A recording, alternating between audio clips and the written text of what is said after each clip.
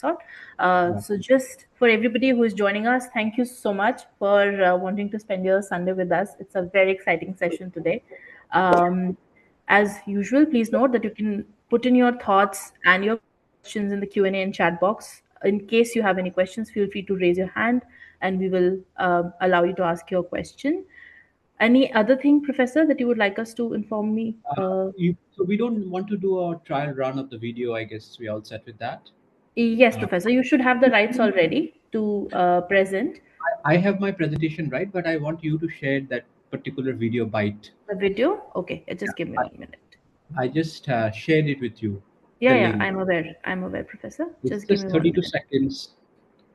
Yes, just give me 1 minute. Are you able to see my screen? Yes, yes, yes. Yeah, that one. So Yeah, just from and 18 seconds to 50 seconds. Yeah, from 18 to 50. okay. Yeah, I make sure the volume is audible. Sorry, Professor. I can't make sure the volume is there because right now there's no volume, but when you play Okay, it, you need to okay, hear it. okay, perfect. I think it's because I am sharing the whole screen. I'll just particularly share this one and it should be fine. Okay.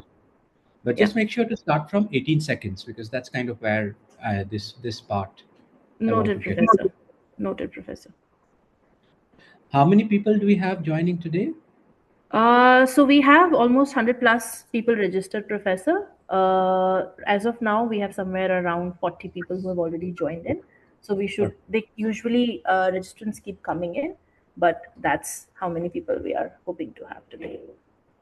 Perfect, perfect. So is this also on YouTube or will you No, is it? Professor, this is not on YouTube, but we do record the session and we share that post. The post the session is over with everybody, so Okay, that whoever was not able to join, they can also join in. perfect, Yes. perfect. Okay, so let me know whenever you want to start. Yes. I can be ready Yes. to get started. I'll just check if my screen sharing is enabled. Yes, Oops. Professor. Uh, okay, I am not getting. I'm not getting the screen sharing Okay, option. just give me 1 minute. See now, Professor? Mm, no, I'm not. I'm not actually seeing that. Uh, that there's a PDF I wanted to share. It's open Yeah, on my you should have browser. an option of share screen on your Yeah, yeah, I know. bottom. I've done it many times, but I just did it on the Yeah. trial. But I don't know why both the tab. Okay, now no, it's just the. Uh, it's not the Chrome. The PDF is not coming up. Hmm. Okay. Do you want me to share it, Professor, from my end? Then I'll have to email it to you. Uh, Yeah. okay, let me just do that. This is a problem. I just did the trial. It worked fine. I don't know why it's not working. Uh, this is strange. Professor, if you will share, use the option of share entire screen if you're comfortable with that. That, Okay, let me try that. yeah. No, you see, the only window I'm getting is See this. now, Professor. I have refreshed my screen. Not still, I still don't see that window when I click share. Um, Okay, because it says that multiple panelists can share yeah, simultaneously. well, I just did a trial and it was showing I could share it, but now Okay. I can't. I don't know why. Uh, Is it window. on full screen in your laptop, Professor? If you're using a Mac, sometimes that's an issue. Yeah, I am. It is on full screen. Yes. Should it not be on full screen? No, it should show ideally if you're showing on full screen because I'm also on a Mac and I'm able to. I am. Yes. Wait. Where is the Zoom tab now? No. I'm sorry. You know what? I'm just going to email it to you, Sakshi, Yeah. and then Yes, that's the Professor. thing. Yeah. Because otherwise, I will. Uh, We have someone from the. Okay. All right. Yeah, I can share it, Professor. You can just share it with me, and I will share yeah, my. I think it'll go on the Google Drive link because it's a bit. Uh, That's okay, Professor. Should not be a problem.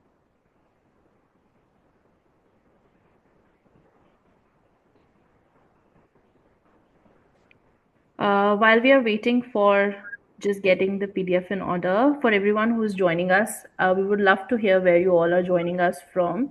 Um, if you can just mention your name and the organization or school that you represent in the chat box or in the Q&A, it would be lovely.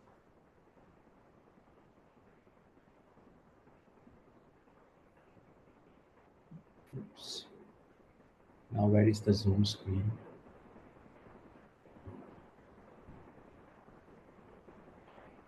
Thank you so much, Medha. Medha has joined us from Maine, USA.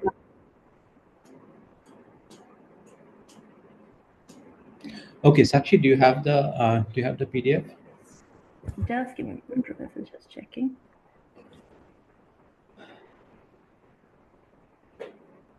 Don't put it on right away. I will, when I request you, then you can start with the PDF. I will make Yeah, some sure, opening Professor. remarks. Sure.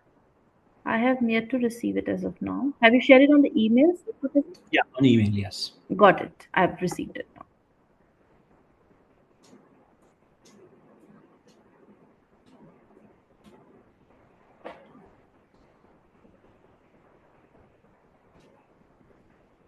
I have received it now, Professor. Okay, perfect. So we can get Yeah, started. And I will, when perfect. I ask you to put the slide, you can do that. Yes, I'll do it. All right. I will just quickly introduce. Thank you so much, Tanisha. Tanisha is from Xavier's College. We have Rakesh Mishra from Gujarat. We have Saikat Mandal from Keystone International, Hyderabad. We have Sudhi from Aga Khan Academy. We have Meena also from Aga Khan. Oh, this is lovely. We have Yashri from Karnataka. We have Mary from Emerald Heights. Oh, this is lovely. Thank you so much, everyone.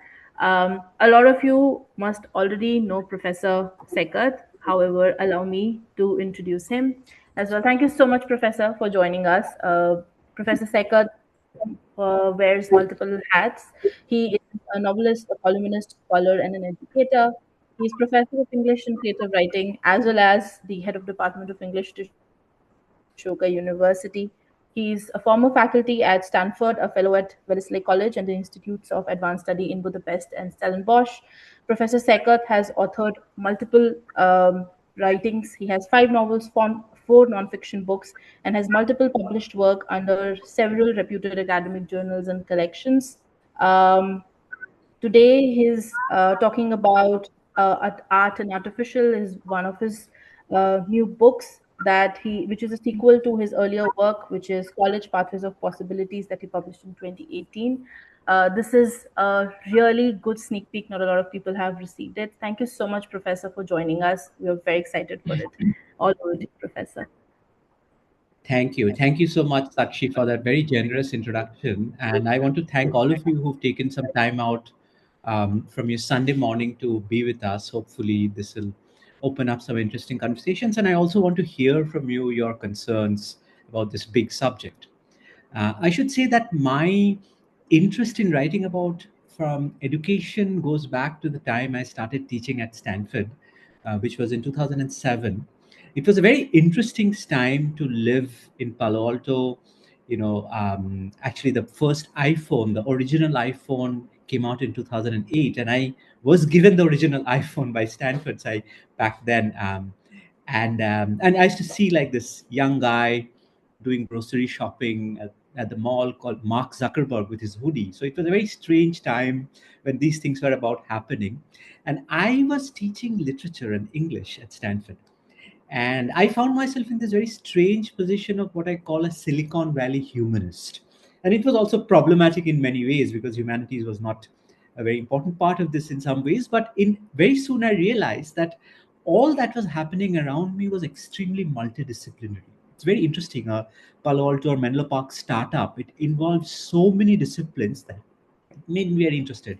So when actually in 2015, when I started visiting Ashoka University as part of its early cohort of faculty, and then I went back again to California, and then I came here sort of long term in 2016. I started thinking a lot about this strange relationship between disciplines, and how they shape a kind of a holistic education. So that actually led me to write this book, College Pathways of Possibility, which some of you might know came out in 2018, and I tried to answer certain questions about, like, what is native intelligence? What is that we are born with? Are we born with certain talents? And what does education do? How does education help us fulfill those? What are the relationship between the different disciplines, the arts and the sciences? Are they really as separate as we think them to be, or are they kind of connected? What do employers look for when they want to hire a graduate? Do they look for depth, specialization as a particular field, or they look for range? So all these questions I tried to address in that book, and this book got me involved with the National Education Policy draft committee in 20 that came out in 2018, 2020, but the process started in 2018. So Dr. Kasturi Rangan, who sadly passed away last year, invited me to do some consultations, and then I was part of that process. And then after a couple of years back, people started telling me, oh, a lot has changed in the world of education. We look where we are since you wrote this book, and what are you thinking about? What are you thinking about AI? So that was the result of that kind of little journey. So Sakshi, if you can put up the first slide, please, is the book that I wrote, and that will be out next month, is called Open Intelligence: Education Between Art and Artificial. And that is kind of where I'm coming from. And I try to answer some of these questions. Where are we? What is the relationship between intelligences in this age of artificial intelligence? What is the relationship between disciplines? So I should say at the very outset that there are no simple answers. There are no quick or simple answers. We are looking at a very large and complex phenomenon which will take some years to unfold. But I think a few patterns have started to become evident right away. I think to think about this, we need to ask some fundamental questions about talent, aptitude, and intelligence. What are we born with? What education can do? And what life and career skills we can take away from education? So, I often in that book, in the earlier book, I had this little anecdote about this term we use very carelessly: common sense. And it's often used like anything from arranging furniture to luggage to dealing with people to taking decisions about projects. We say, oh, you should have more common sense. And then if you think about it, common is actually not that common. Common sense is actually not that common. In fact, the reason we call it common sense is because not because it's common, but because we think of it as kind of lowly. It's kind of ordinary. And this is where I think what the multiple intelligence specialist Howard Gardner talks about, that that common sense is often a compendium of multiple skills. It's personal, spatial, bodily kinesthetic, sometimes linguistic. It's many different things: how to manage our bodies, how to speak, how to think of space, all of these things. And the reason we call it common is because we have an education system which privileges the mind over the body. We think what is mental, conceptual, theoretical is superior to what is bodily. And this is actually extremely important in the age of AI. We'll return to that quickly. Why this kind of hierarchy indicates a certain kind of thinking, and it may be problematic as we move into the age of AI. So next slide, please. So I wanted to look at what I call the shifting history of intelligence. Now, it's very clear that the category intelligence was not even present, for the longest time. It's a fairly new category. If you look at what different civilizations valued, I mean, the ancient Greeks valued physical agility, rational judgment, virtuous behavior. The Romans valued a certain kind of masculine courage. Islam valued the holy soldier. Traditional Chinese society, driven by Confucian philosophy, valued music, chess, calligraphy, drawing. So none of these societies, really thought of intelligence as a category. So intelligence is a category that is very modern and Western. So even before we enter the discussion of artificial intelligence, we need to take a kind of historical look at what intelligence is. So next slide, please. A big part of what we understand as intelligence is, especially in the academic world, is the understanding of symbols, that how well we read symbolic systems. That is extremely important. And the key symbolic systems are, of course, language, mathematical numbers, chemical symbols in chemistry, physics, computer code.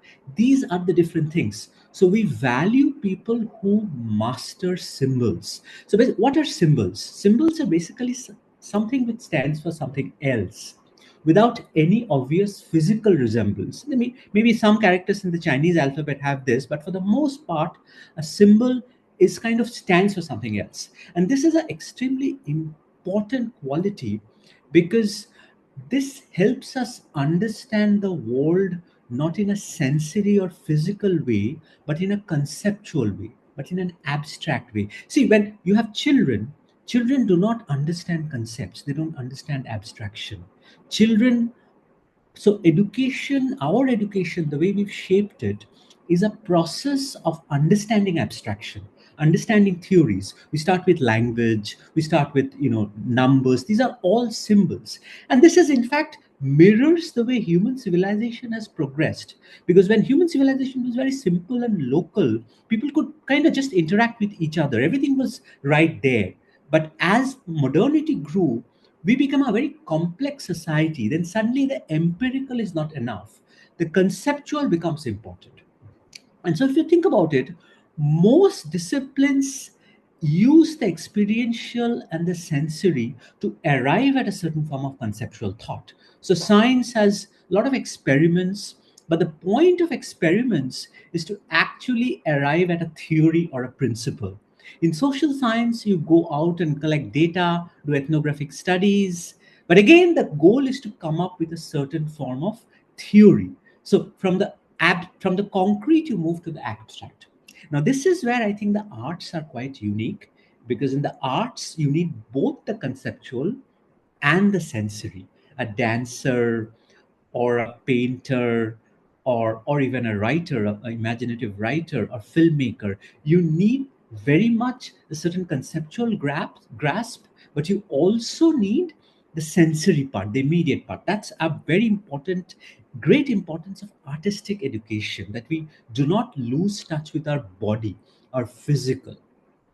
And this is again extremely important. This is going to be extremely important in the age of AI, the importance of the physical and the sensory. I like to say that without the concrete, there's no experience, but without the abstract, there's no understanding. We need both.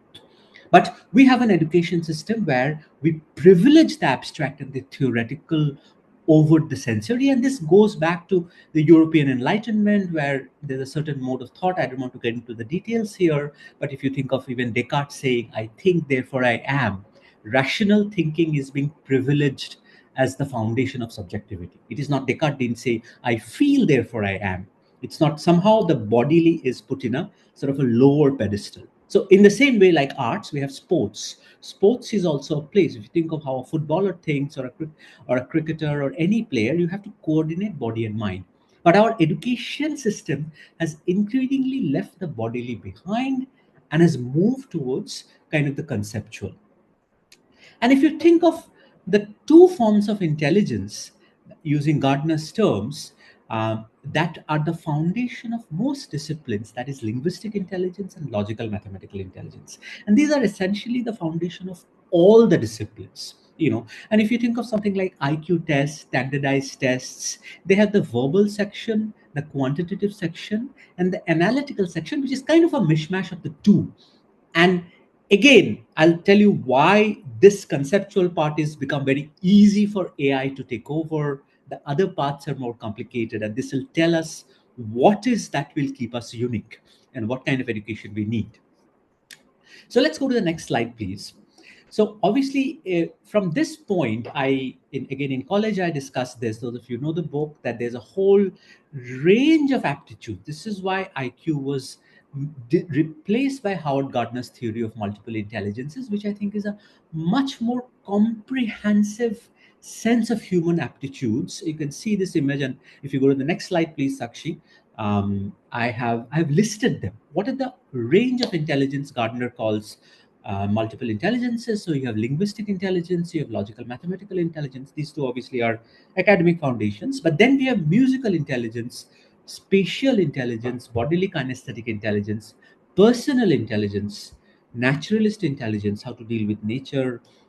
Even to later he added two categories called moral intelligence and spiritual intelligence. Now this is a far more comprehensive set of categories that are very important. And this is something which I think K-12 educators already know very well, that we need to involve these, we need to involve, and there are systems like Waldorf School or Steiner School, or even Krishnamurti Foundation or Tagore Shantiniketan. They've tried to integrate a range of intelligences without becoming merely theoretical or conceptual. But we are now trying to examine how one, you know, how they might come into play in the post-secondary education, in the college education part, how they can. And this one thing is very clear, that we need to think of an education which moves away from the dominance of these two, the top two, and combine it with other forms of unexpected intelligences, unexpected ones. And this is where the students' particular abilities are going to be very important, that everybody has some other forms of intelligence, but our education system tells us that, oh, those are not important. Focus on language and numbers. And this I'm trying to show is actually going to be very problematic in the age of AI. We really need to be in touch with other forms which we already have.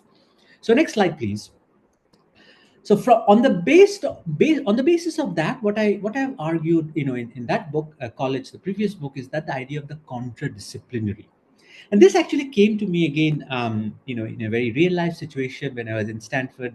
There was a strange request came from the computer science department to develop two double majors.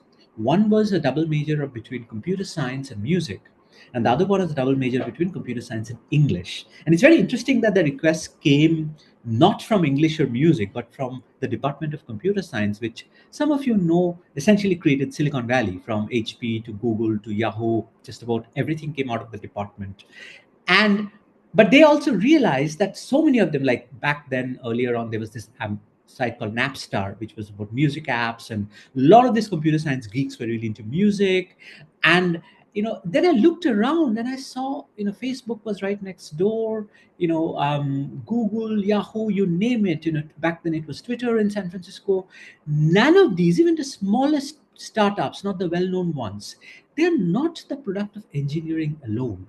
They're actually the product of many different kinds of intelligence, many different kinds of thinking. There's engineering, there's science, there's language, there's design, there's psychology, there's sociology, there's music. I mean, you name it, there's a whole different things. Not all of them always, but unexpected forms of intelligence comes together. And this is exactly why they proposed this dual major. I heard it was later discontinued, not because it wasn't successful, but it was extremely demanding. So there are some curricular challenges, but the idea behind this kind of interdisciplinary thinking is extremely important.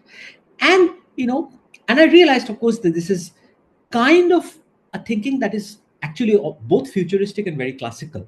Liberal arts education actually thinks like that. Obviously, the word arts in liberal arts don't just include what we today understand as arts, but also mathematics and sciences, because it simply uses the older form of the word arts. And so from there, if you think of these unusual combinations, not just things like physics and philosophy, but if you say somebody studying mathematics and performing arts, this is an example of what I'm trying to say, that mathematics is a very abstract conceptual discipline. So the person studying mathematics is actually very good at that. But if they're also a dancer or a painter, they are in touch with their physical sensibility in a kind of unusual way. So an unusual combination of mathematics and, say, painting, or mathematics and even dance, would give this really interesting. The person will put this in interesting touch with both the abstract and the concrete. In fact, this is something I realized that during the NEP conversations. One of the members was this Princeton mathematician Manjul Bhargav, who was a Fields Medal winning mathematician. And he often used to say that, oh, I grew up playing the tabla. I was trained. He was born in Canada. He was of Indian origin, but in Canada. But he said, I grew up playing the tabla. And it's really interesting that playing the tabla actually helped me understand mathematics in a kind of really foundational way. And you can see how the physicality of the beat of the tabla actually connects with the abstract pattern of the mathematics and makes it more real. This is a very basic example. I think advanced mathematicians and musicians can come up with very complex forms of examples. But this interdisciplinary is actually extremely important because it connects the abstract and the concrete in meaningful ways. So next slide, please. So now, once we come to the whole question of artificial intelligence, it's basically this interdisciplinary goes far beyond just understanding symbolic systems. And artificial intelligence at a very basic level is simply a kind of a computer simulation of biological patterns. Basically the nervous system, the human nervous system, it kind of replicates that, and it replicates a very small part of that, which is a different issue. But but AI applications have now started to pervade and interact with all kinds of disciplines in the natural and social sciences, languages, and humanities. And it poses many questions in terms of politics, ethics, philosophy, imagination, creativity. And what I have on the cover is this slide is the cover of one of the standard textbooks of AI. It's written by Stuart Russell and Peter Norvig, and they point out that the full breadth of the field encompass logic, probability, mathematics, perception, reasoning, learning and action, fairness, trust, social good, and safety. And if you look at the actual image of the cover, maybe it's not very clear, you can see the things that you have. You have like games, car, art and imaging, philosophy, chess, the human body, and computers. So it itself is bringing many disciplines together. And again, interestingly, it's bringing the bodily and the mental, the abstract and the concrete. So our education's linear trajectory towards the theoretical is what is going to be very limiting as we enter the age of AI. One of the comments, Geoffrey Hinton, the father of AI, said that, oh, one of the jobs that is going to last is the job of the plumber. And why? Because the plumber doesn't just work with calculations. The plumber has to physically get into narrow spaces, and he has to understand certain engineering applications, but they also have to use their bodies too. So the body mind combination is actually going to be very important. And I think our education has become misdirected as becoming purely mental and conceptual through mathematics and numbers. So this is actually very important. So let's go to the next slide, please. So the question that we are facing is, what kind of intelligence will actually survive the age of AI? And what is happening in the age of AI is that we are moving from ACI to AGI. So, those of you who don't know, ACI implies artificial competent intelligence, that is specific domains, whether algorithms, data, running a machine, Siri or any of those machines, to AGI, artificial general intelligence, where it is capable of operating as an entire human being, taking independent decisions. And we are told that we are not at the stage of AGI yet. AGI is still several years ahead of us. We are still developing ACI. And scientists also say that the software is far ahead of the hardware in this game. That is, the chatbots and the LLMs are actually far closer to AGI, but we are far from getting a physical robot who look like a human being and do everything possible. So again, you can see that AI has made far quicker progress in the software, that is the conceptual and the abstract, but in the physical domain, they're behind. And this is exactly why an education which combines the physical and the mental is actually going to survive. Something we really know till K-12, but we actually forget once you come to college. So in the and again, what we are doing here is that they say that eventually everything human beings can do will be done by AI. And that may be 15, 20 years later, 10, 15, whatever. So right now we are looking for answers for only short windows. How can we make us relevant for the next few years? We're going to thinking, how can we delay this obsolescence? How can we keep us relevant for as long as possible? Eventually, if everything is done by machines, then the question becomes completely different. Then it becomes no, and I'll come to that in the last part of my presentation. It becomes about politics, about ethics, about equitability. What kind of the questions kind of shift. So for I'll say the simple answer for now is that we need to focus on what's uniquely human in us. We cannot beat machines at being machines. If machines are really much better in gathering data, crunching algorithms, we cannot go on prioritizing those things in our education. We need to find what's uniquely human in us. And this will take some work, because so far we've had a education which has standardized everything. But we need to really ask every student, what is that you can uniquely do? And I believe that is what will keep us. Being the human is the last frontier. Now, the question of obsolescence, skills becoming dated is actually a very old problem. It is not a new problem at all. Even in our lifetimes, we've seen things like handwriting. Oh, is handwriting important? How many of us write by hand? It's not. And my handwriting, for one thing, is actually very bad, and it becomes worse the more I type. Is spelling important? Do we use spell checker, Grammarly? Do we use those things? There was this wonderful study by this Australian academics who point out that, when in the 1970s, calculators were allowed for the first time, in math tests, they what educators did was they made math a lot harder. So if you're allowing calculators to do basic calculation, you need to invent new challenges and new problems that the freed up brain space can use. So for educators, this is also the way to go. You must sort of incorporate AI in a way so that you create new challenges, new frontiers, new ways of thinking. Because what is happening is, let's go to the next slide, please.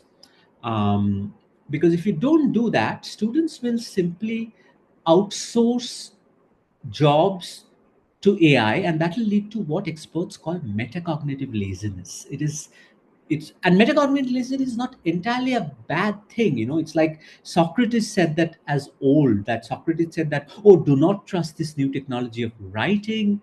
It will make us forget, because writing is dangerous. And of course, we didn't listen to Socrates. We still wrote.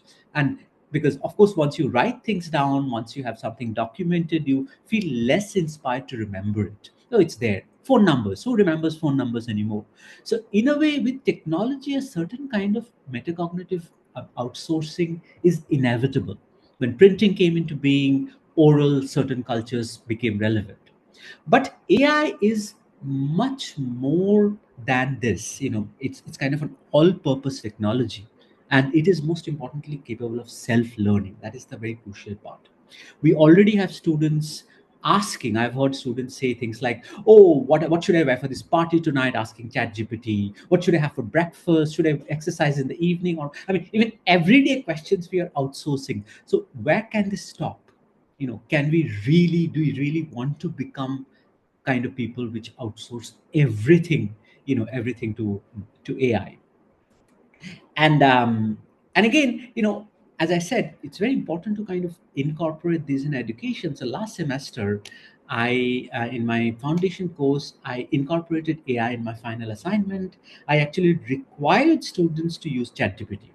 And ChatGPT has this all of them, even Google Gemini, all of them have the deep research tool. So I asked them to write a certain set of prompts and feed them into the deep research tool, and then use the data that has come up to frame their final thesis question. And then I required them to attach screenshots of every step of the process, so that I know that they actually did it. Now, you cannot ensure that they don't cheat. That is impossible given the technology. I mean, the only way to do that is to not allow any kind of computer and use pen and paper. And that is not the way I want to go, because eventually we will have to deal with this. But I think, if the important thing is to expose students to ethical use of AI, that one can use ethically, get good results, expand one's thinking. AI is also a tool. So it's a bit like how calculators enable mathematical learning. It's not that calculators made us worse at mathematics. They didn't. They just took away certain kind of labor, And I think with AI, we have to think similarly, except it's much more complex because AI is not just any one form of skill, it's everything. So the challenge is much more complicated than that. So, what are the four key things that I think, if we go to the next slide, I think what our education really needs to focus on? I think the main things we need to focus on are these: narrative crafting, interpersonal ethics, the politics of equity, and emotional intelligence. We really need to kind of focus in education which focuses on these four different things, and for that a broad multidisciplinary education will really help us. But so we've been saying these things for a long time, and it's this time it's not a question of idealism, it's a question of survival. Given the way AI is going, without these skills we won't even survive, we will become extinct, and I'll tell you why. Let's go to the next slide, please. So narrative crafting, next slide, please. Yeah. So narrative crafting is, I think, one of the fundamental instincts of human beings.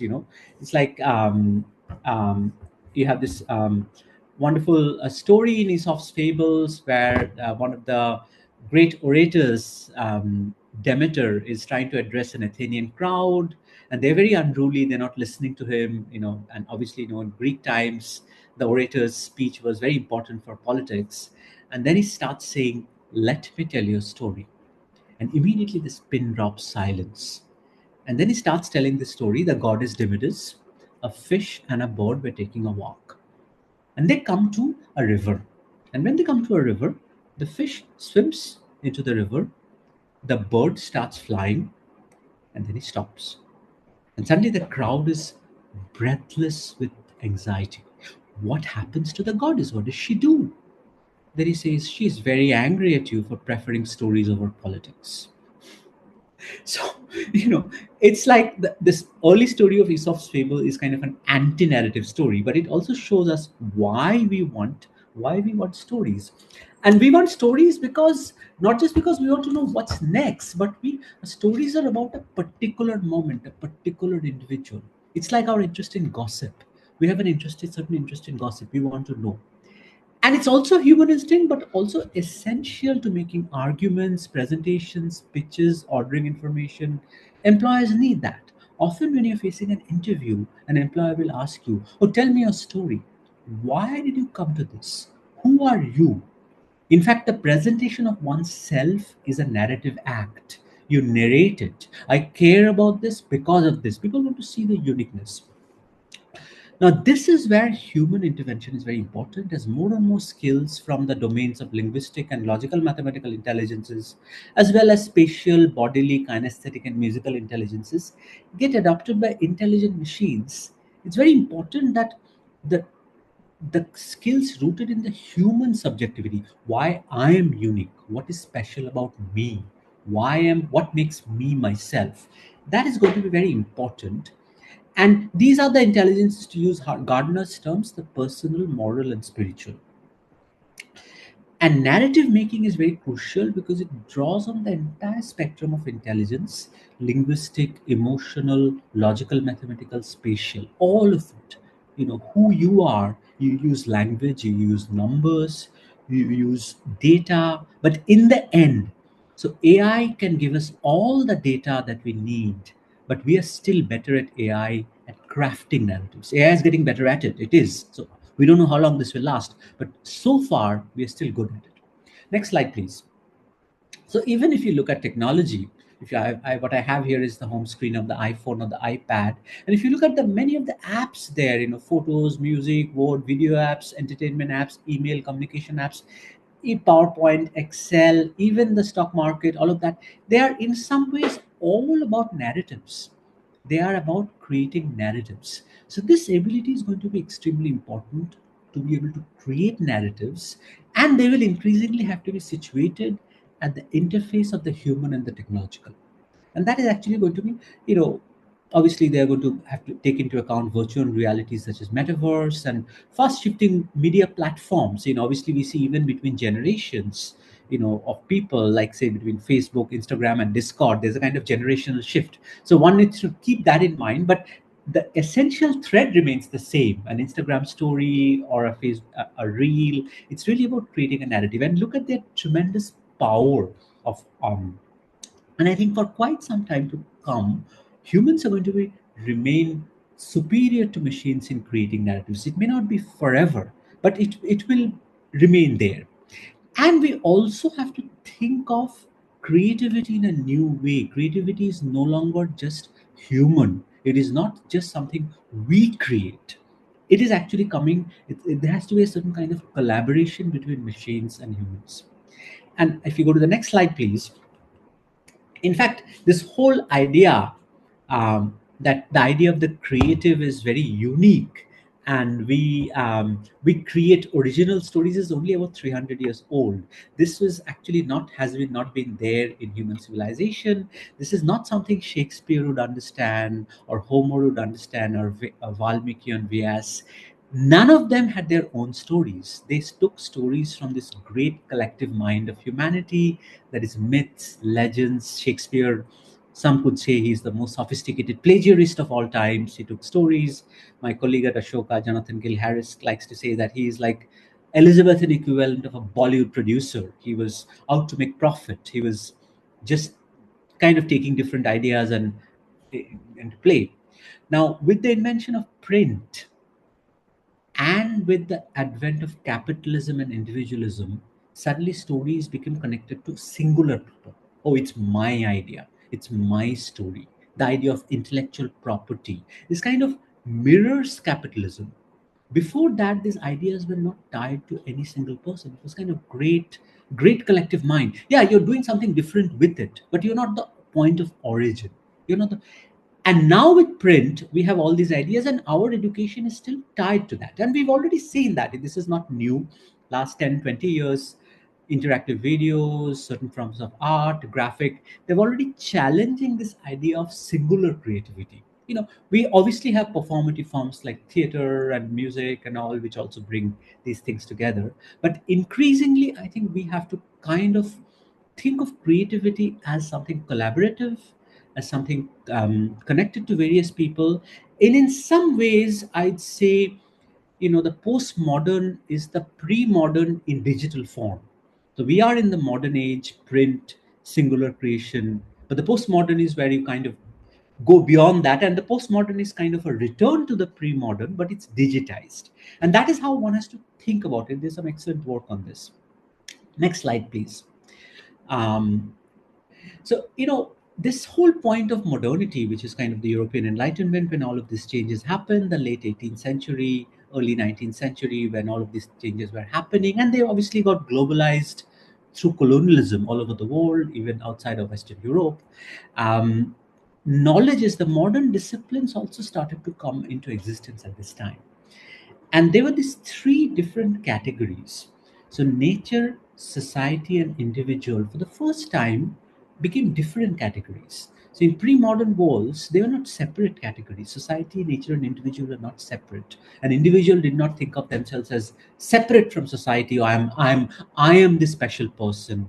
Society was not disconnected from nature. Now we start making these distinctions.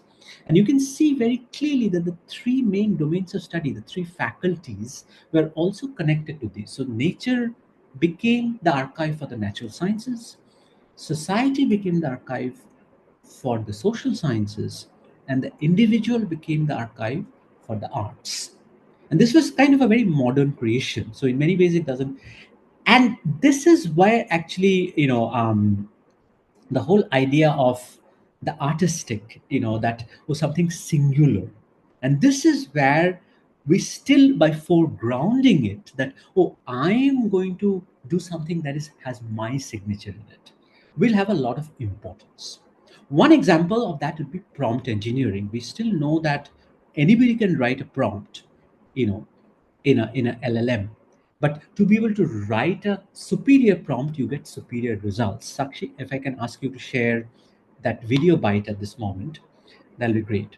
So clearly, even with technology, we haven't gone beyond the need to craft something particular and specialized, because the results are always very different once you do that. I'll show you a little video, which again, it's not necessarily unknown to you, but you'll realize that how that skill is actually very important. Yeah. Share your screen and please also play the volume.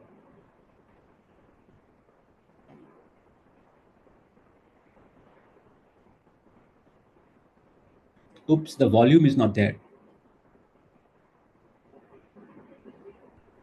You are muted, Shakshi. Yeah. Just give me a minute, Professor. Let me know if you are able to hear it now. Yeah.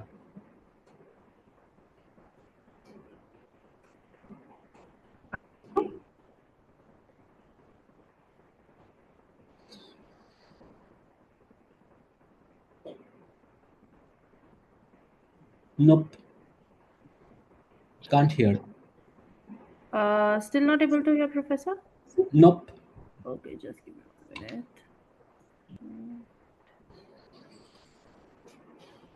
Would you like me to try once, Sakshi? Yeah, if you can. It's just a 20-second Yeah, bite. yeah.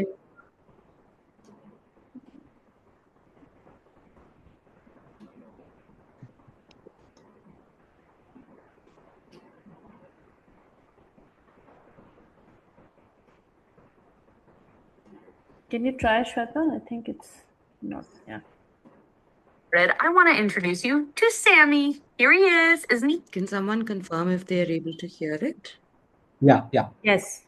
But he could be a lot cuter. I created these images by inputting the simple prompt, a dog sitting by a lake, into Midjourney. My intention for the image is to create an atmospheric background for a camping supply website I'm building. The possibilities are endless with AI image generators. On one side, I can write a prompt that sells the calm, peaceful tranquility of retired life in the wilderness, but change a few ingredients of the prompt, and now I have a creepy, haunted lake that still gives me nightmares to this day.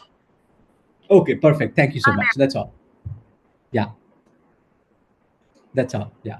So you can see, and this is something you already know, that this is where the human signature is still important. If you write a good prompt, if your language is refined and specific, you get much more results. And it's very interesting that here the word that is often used is prompt engineering or prompt engineer or prompt writer. And it's kind of interesting that the writer and the engineer has almost collapsed into each other. It's almost like it doesn't matter. So that is a very important part of narrative crafting. Then let's go to the next slide, please. Yeah. Um, Sakshi, can we go to the next slide? Yeah. No, not this one.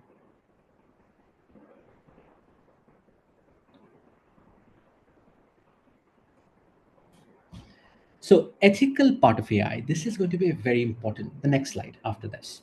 That is a very important part of our education because there's this really interesting book called Scary Smart by the chief business officer of Google, Mo Goddard, and he says that, oh, what is AI doing now?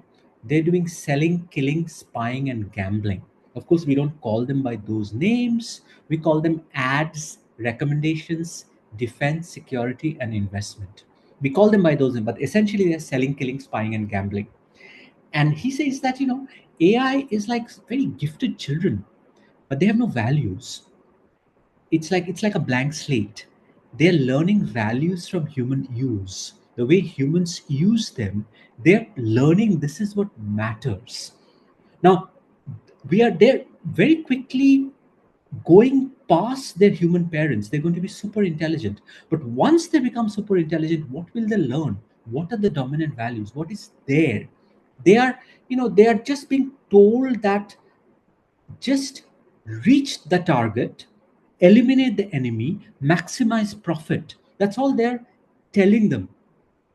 And once they take over, once they're intelligent, the first thing they'll do is to eliminate humanity because human beings are not very efficient next to AI. So we are not teaching them any values of kindness or community or family. But AI is actually being used by big corporations for selling, killing, spying, and gambling. Next slide, please. What they're doing is essentially, um, yeah, next slide. Essentially what they're doing is what I call the algorithm of reward and punishment.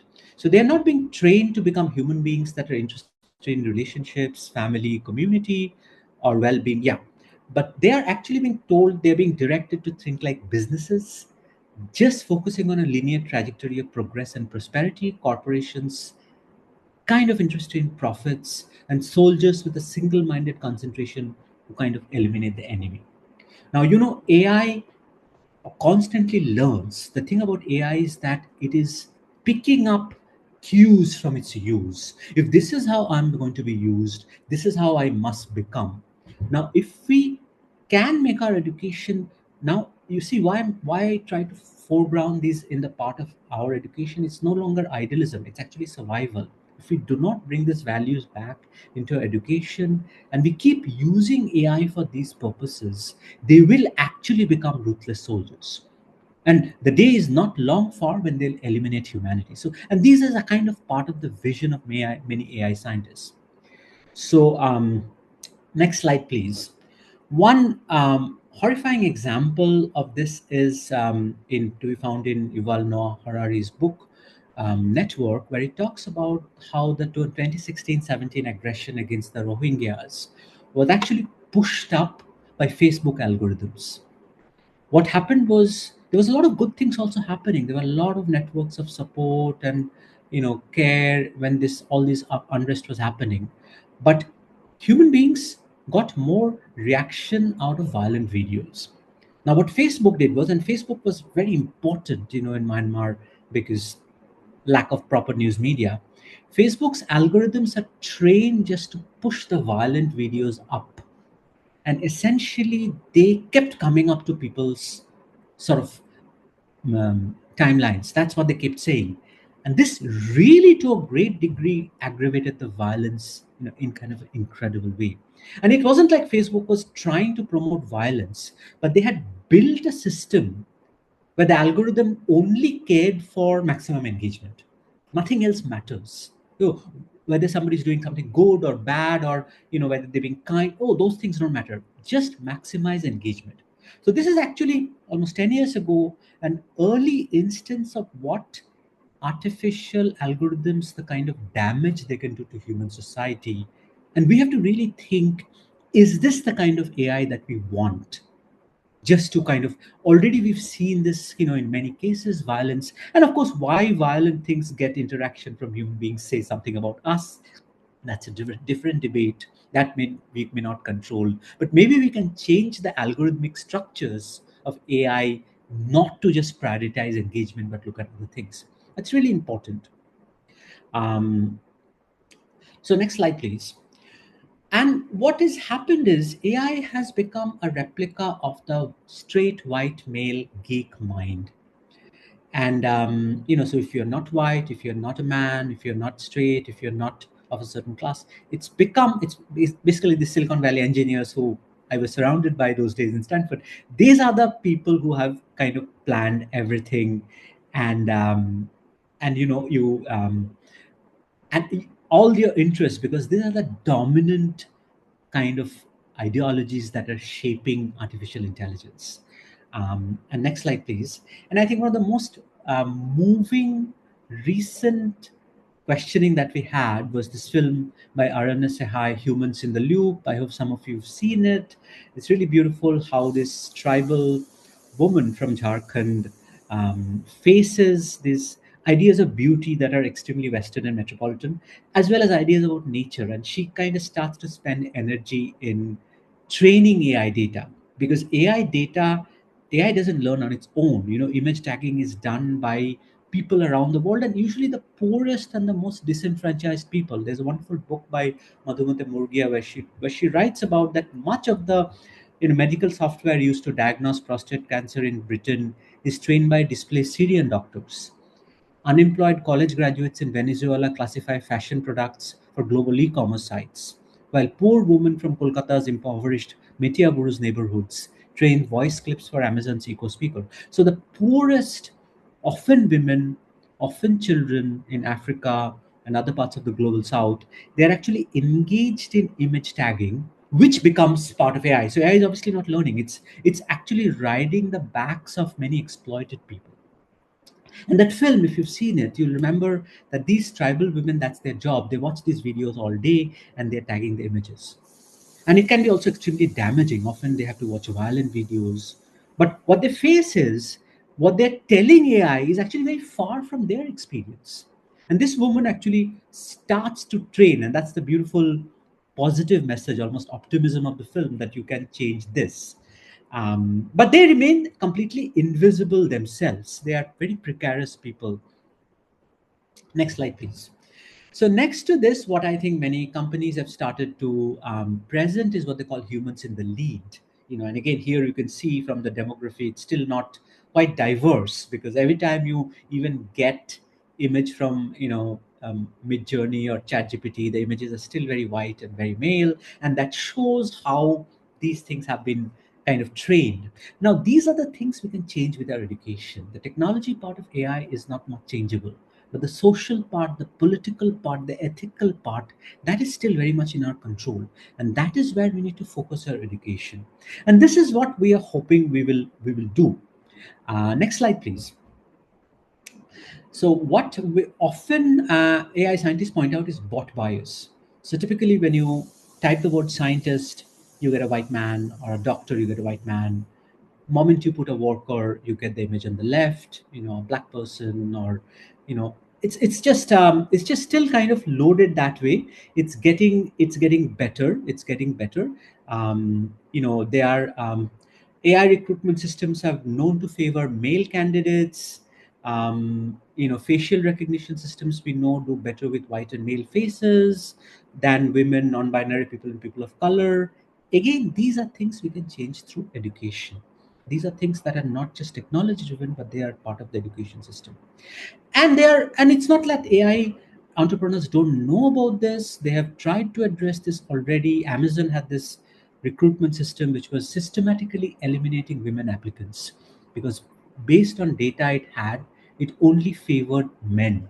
Then car loan systems or housing loan systems were leaving aside black applicants, because based on data it had, it was like, oh, black people don't have funds, they're criminals. So these biases are part of human biases. They are not machines biases. These are biases part of human society, and they are now being fed into this. And imagine in a country like India, which is so hierarchical, there's so many structures of oppression and difference, how they might aggravate this. We are already a profoundly unequal society.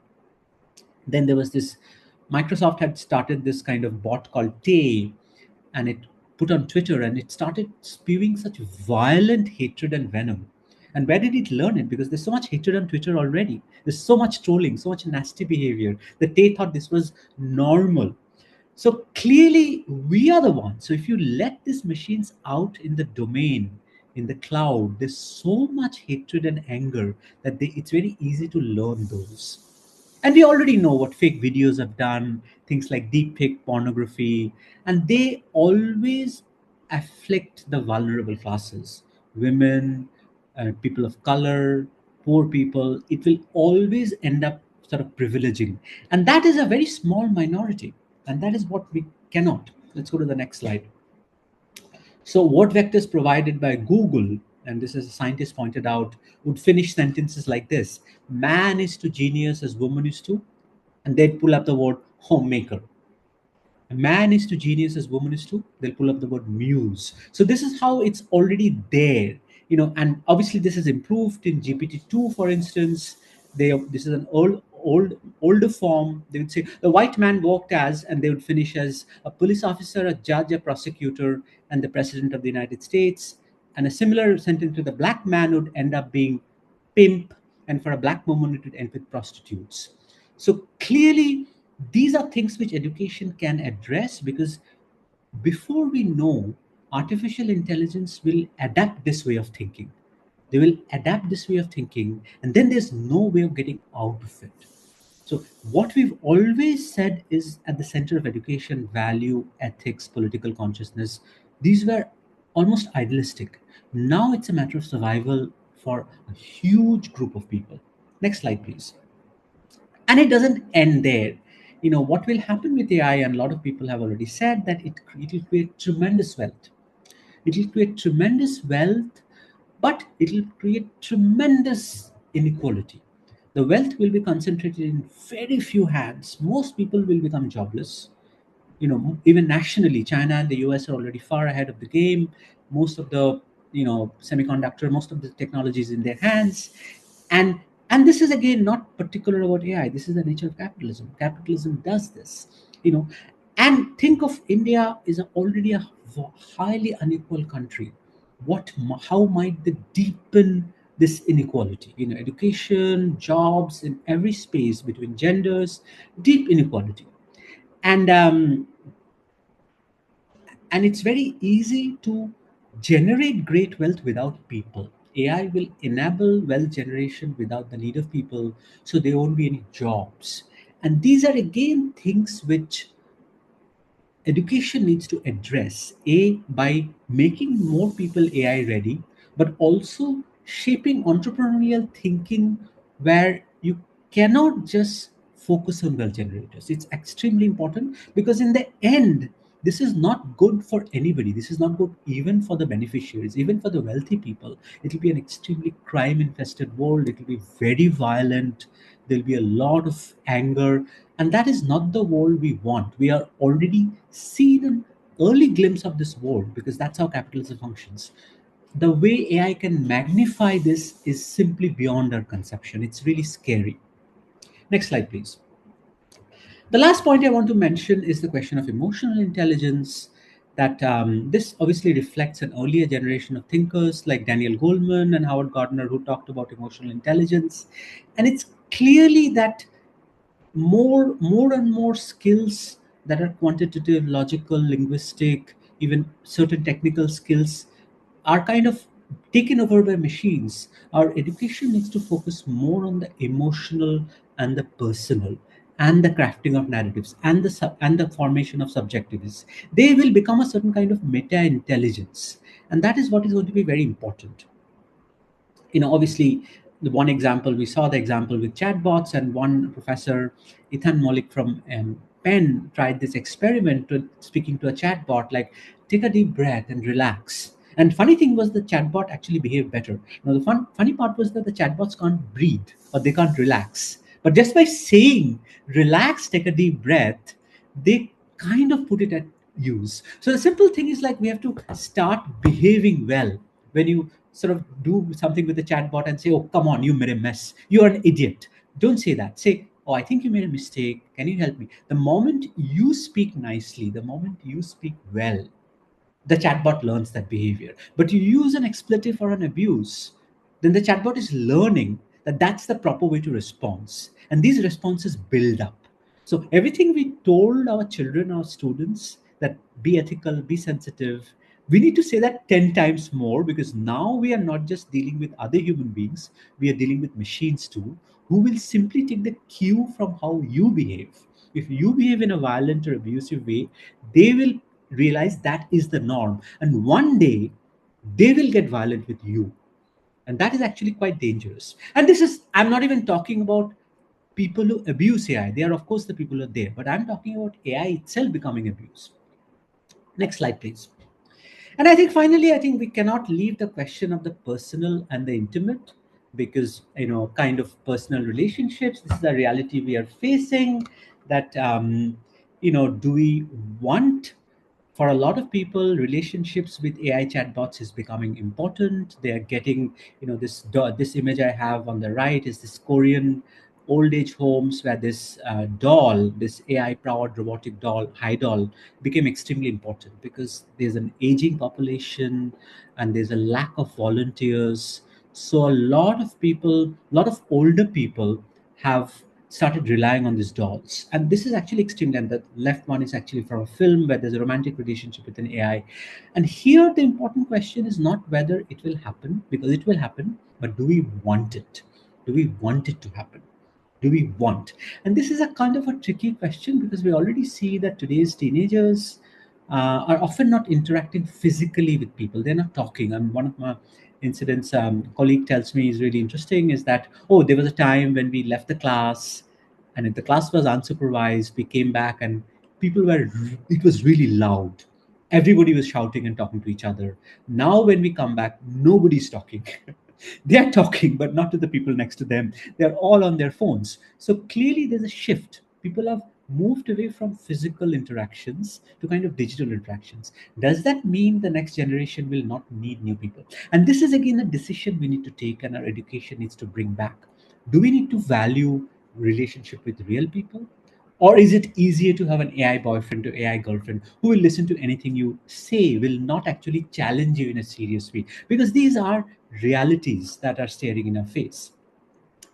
Finally, I want to conclude by pointing to, just by summing up the kind of things I think we need to look at. Next slide, please. Um, so, emotional, ethical, narrative, and political intelligence. I think we need to really think of an education which values these things. So I started with things like linguistic, logical, mathematical. I think we need to kind of move the center of gravity of education away from those academic skills to the emotional, ethical, narrative, and political intelligence. That is what is going to make us much more prepared for this world. I mean, even in narrow or very technical or career oriented fields may not sustain for the longest time, because these skills are what are actually going to sustain. To sum it up, what we need is an education that captures the full range of intelligences available to any individual. Any one skill or discipline will not do anymore, especially unlikely set of skills are going to be very important. An education that cultivates and foregrounds our very unique humanity and allows the truly personal to come to bloom. An education that tries to revise and rethink existing notions of creativity, originality, and imagination. An education that teaches us how to behave with AI. And finally, an education that will help us stem the great tide of inequality and iniquity that is sure to flow from the high volume productivity unleashed by AI and the consequent creation of wealth. Next slide, please. So I obviously have tried to elaborate this in the book that'll be out next month. Try to form some pathways of how one can get there, how one can form this education. So hopefully you'll find more answers there. So okay, now we can stop screen sharing, and maybe if you have any questions and comments or responses, I'll be very happy to address them. And I hope I've been able to bring something. It's an extremely complex and large subject. I think it needs actually more time to discuss and interaction, but I've tried to give you a quick snapshot in maybe 45, 50 minutes. So any questions or comments? Thank you, Professor. I think it was very detailed snapshot, but it makes me very excited to read the work. Um, Everybody, please, the floor is open. Please don't miss the opportunity. If there are any questions, any thoughts, I can see some of the people try to help us when we were struggling to share the screen. So thank you so much, Geeta. Sakshi, actually, Yes, I had a question for Professor if I can get it started. yes, please. Oh, sure. So Professor, you were speaking of metacognitive laziness early on, right? I was just wondering, what do we know about the effect metacognitive laziness has on cognitive development, especially in children? I'm thinking in terms of, so I at 27, 28, am using AI, and I can see that there is metacognitive laziness. Versus, for example, my cousin who's probably 11, also sort of doing that, right? And if we were to assume prefrontal cortex development at 25 kind of thing, if we were to assume that is true, what kind of effect is it having on cognitive development? Yeah. That's a great question, very important question. I think it's best answered by a cognitive psychologist who can probably give you a more detailed one. But I think the quick one I will give you is that I think any organ or any skill, if it's not used, sort of gathers rust. And I think the best known example is the human appendix or other parts. If you're not using a certain skill, it will become, it will gather rust. And this is Mm, a real question for us. Now, I know this myself from my handwriting. My handwriting was terrible to start with, and now it's become absolutely unreadable. When I sign books, people ask me like, "What did you write? Did you give me some gali or something?" I'm like, "No, and this is what I wrote." But and this I think will happen with every single thing. mm, Already searches, but I think this is a very complicated point because I don't think human skill and quality are defined through time. See, there was a time when memorization was a very important skill in the yeah. pre-print culture. Whoever could remember more, and that is a kind of a useless skill. That is a Mm, useless skill. Now, does it mean we don't need to know spellings? We don't need to know.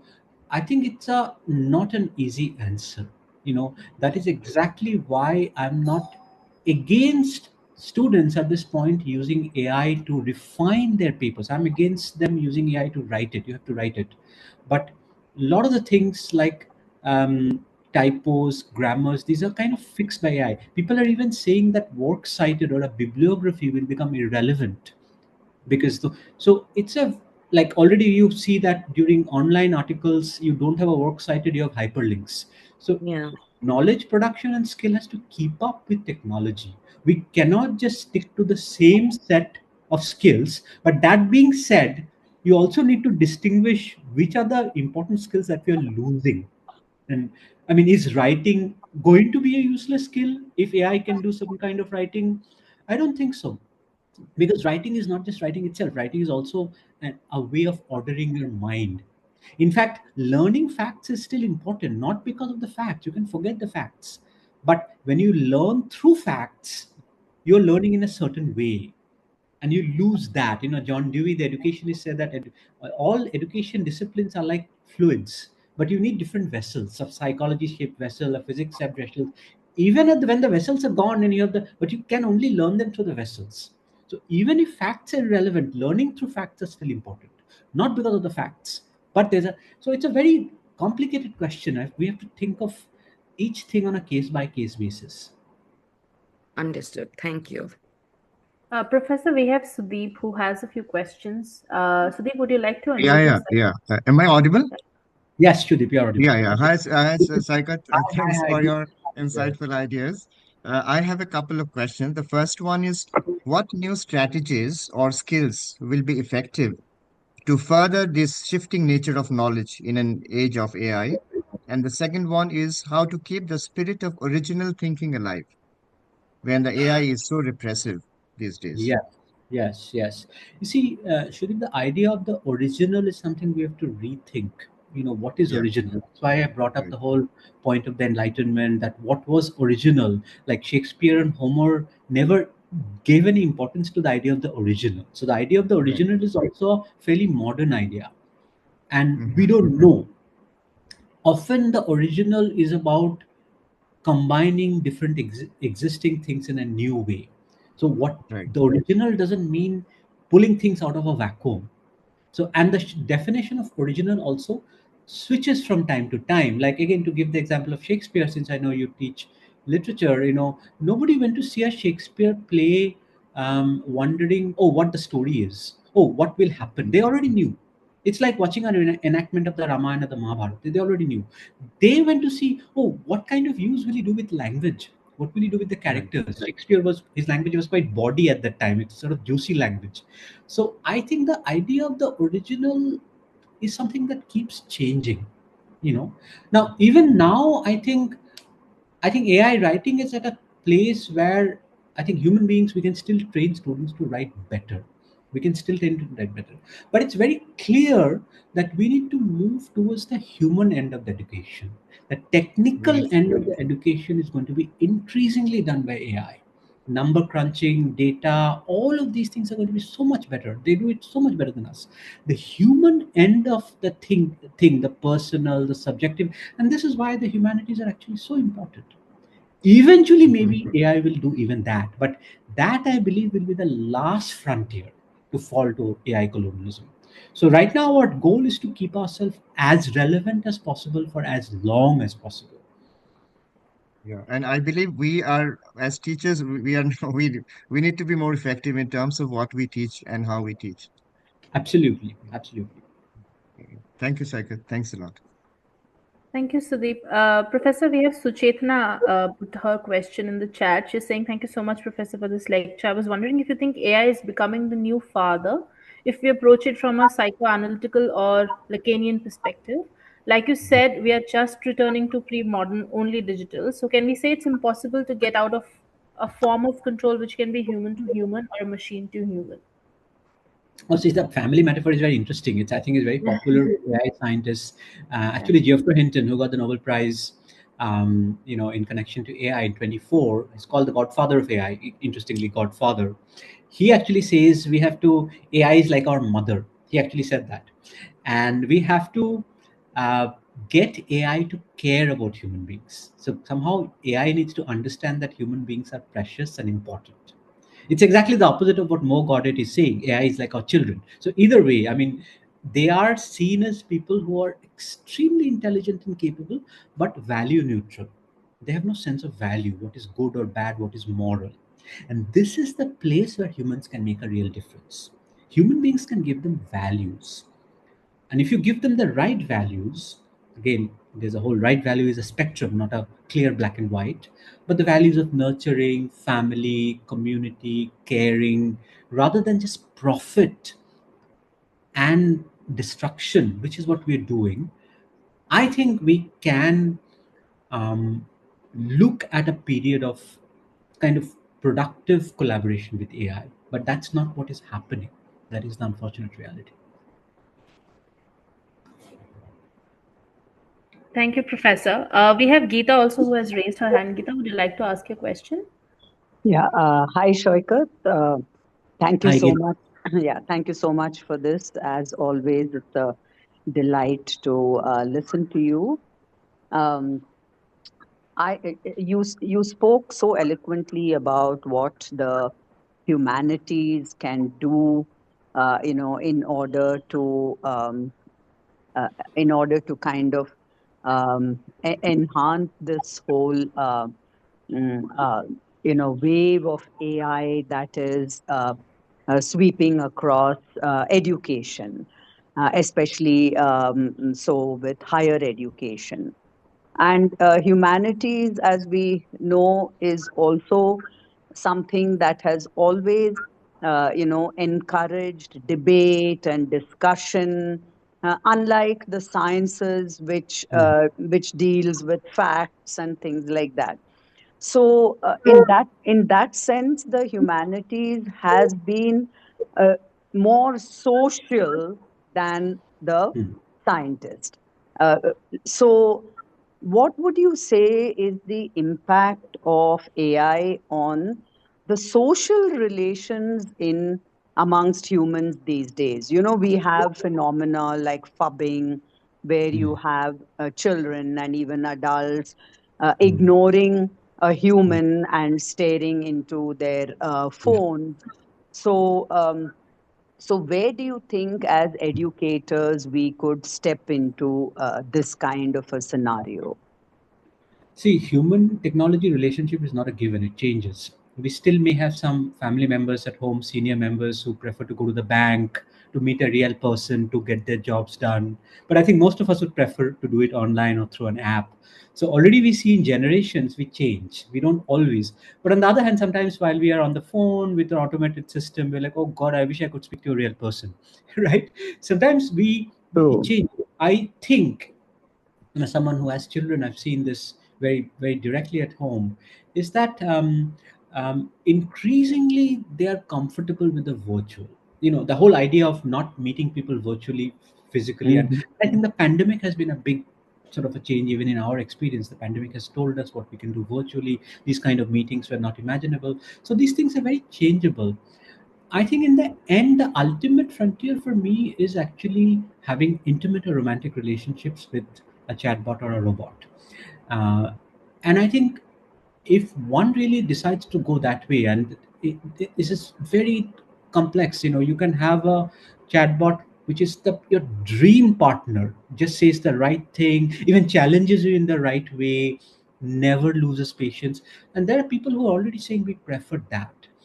um, what does it really mean? I think this is an echo and the narcissist story. If you are going to have an intimate relationship with a chatbot, you actually have an intimate relationship with yourself.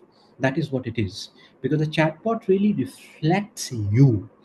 And in the end, I think in some ways, after the disturbing things that you've come across, like things like Epstein files and the kind of abuse of relationships and human beings, and if you think of the history of slavery and the way human beings have used other human beings, I think some of that is necessary. We human beings have certain aspects which probably are best handled by chatbots, but I don't think that will be the backbone of the real community. Still needs to work with human beings with the challenges and frustrations and the rewards.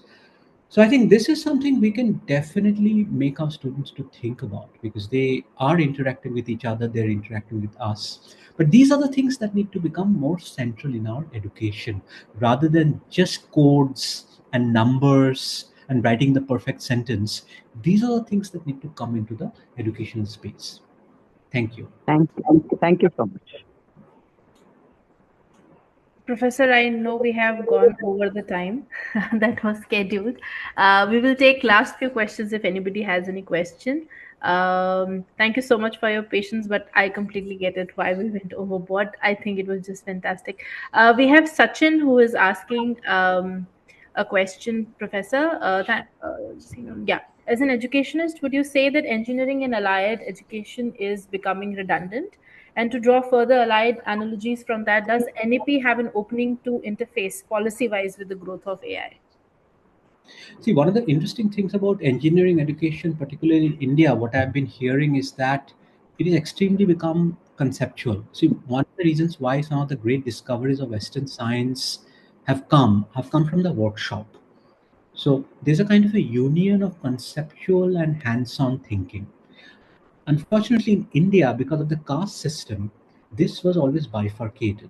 Conceptual thinking was Brahminical, whereas hands-on learning was the lower caste. Even in China, you have a similar situation, not because of caste, but the Mandarins were upper. So in India, China, this was a problem. And I think even today, I mean, I was talking to a scientist at a gathering someday, and they were saying that, oh, IIT engineers actually can't fix anything. They just know things in their head, but you're not a real engineer. You're not a real engineer unless you can do things with your hands. So I think, and that is, I can't push go into details because I don't really know much about engineering, but I think from what I'm hearing from AI scientists, a kind of proper combination of the conceptual with the physical will keep us relevant to some time to come. And even things like something like the steam engine, um, um, um, James Watt was sitting in a workshop when he saw that. That would never come from a purely conceptual place. So I think we somehow, when it comes to engineering education, we really need to put this back in the forefront. In any case, engineers in India are not even interested in science. They're interested in getting corporate jobs and managing companies. So that is not even the priority. But I think the model that some of the IITs already have, where engineering education is combined with a broad set of humanistic and social sciences. If you specialize in engineering discipline, but I think specializing in any particular field is going to be extremely risky in the years to come. We just don't know which fields will exist or not. Even fields like law, learning precedence is going to be completely irrelevant when you can conjure up everything in a second. Who needs to learn precedence? So we have to be very careful about any kind of specialized education. Thank you, Professor. We have Yagnashri saying that she's thanking you and saying that it was a wonderful session. Thank you so much, Yagnashri. Any last questions before we? Feel free to specific to disciplines. um, Obviously computer scientists have a kind of a, they understand AI in a kind of practical way, and it's quite fascinating how so many biological things can be simulated mathematically and through computers. It's quite fascinating. I've studied this a little bit, but eventually no, its impact is everywhere. There are some of the most pressing questions are of ethics and politics and personal, intimate questions. So those are definitely not rooted in disciplines. Feel free to reach out to me later with emails, questions, and hopefully, if you, when this book is out next month, it elaborates on many of these points and tries to provide examples on how we may push each of these forward. So hopefully, reading that will give you some inklings as well. So, but thank you very much for today's Is fabulous there a book. date, Professor, that it's launching on so we can? April 20th, I believe, but I think the pre-order should be available earlier April. Yeah, April Okay, 20th. And it's perfect. a very short book, only 150 pages or so. So it's, I've tried to make it a narrative-driven, chatty, easy book. A bit, those of you who know college know that it's kind of written in a similar way. But just a kind of a glimpse of the future and the things we can do to still make changes possible. Because I get this question everywhere. Wherever I go, I give talks in high schools. Students ask me like, "What will happen?" And then that let me think about this question a little bit. And the result of the thought is this book, of which you got a small fraction today's talk. Yeah, yeah. There are a lot of people who are loving it, but I completely agree with you, Professor, especially with how also there is so much of money which is getting into AI in terms of just advancing it to the next level. Everybody just wants to be able to be riding that wave, whether it's students, parents, even us, to be able to use it ethically and kind of just make the best out of it. And it's not always a very comfortable space to be in. So Yeah. that bit is there. Thank you so much, Professor, for the insightful session. I think I agree with a lot of people who are putting their comments in, for taking out your time on a Sunday. Thank you for everybody who joined. As the last bit, it's a very quick update, but I know a lot of your students are also applying to the Ashoka Young Scholars Program and Horizons Achievers Program. Just highlight that the dates for both of them, the final application deadline for the Ashoka Young Scholars Program is April 26. So if you know of people, students who are applying, and if you have any questions for those, please feel free to stay back and we will be happy to take them. Okay. Thank you That's so much, Sakshi, for organizing this. Thank you for the YSP team. Thank you so much, And thank you Professor. all. And have a Yeah. good afternoon. Bye bye. Thank you, Professor. Thank you so much.